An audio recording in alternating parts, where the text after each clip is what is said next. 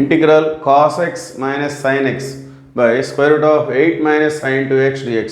So దీని value sin inverse sin x plus cos x by a plus c. So ఇలా ఉంది. ఏ value మనం కనుక్కోవాలి.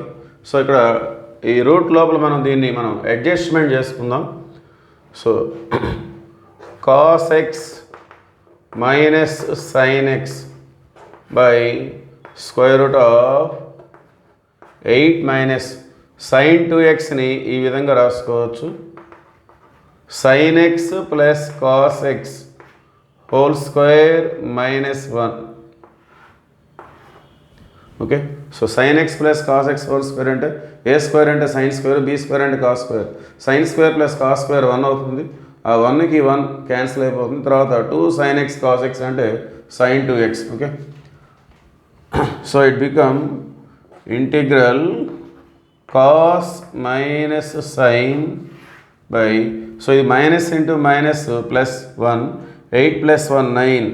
సో దీన్ని మనం 3 స్క్వేర్గా, ఇది sin x plus cos x whole square under root. Okay.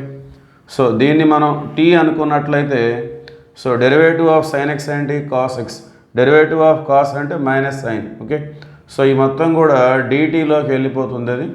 So ఈ మొత్తం కూడా ఈక్వల్ టు dt, న్యూమరేటర్ మొత్తం dt అయిపోతుంది. So integral dt by root of 3 square minus t square. So ఏ ఫార్ములా వస్తుంది? Integral dx by root of a square minus x square. So ఇది sin inverse x by a, అంటే ఇక్కడ sin inverse t by a. So sin inverse t అంటే sin x plus cos x by a అంటే 3. Okay. Plus c.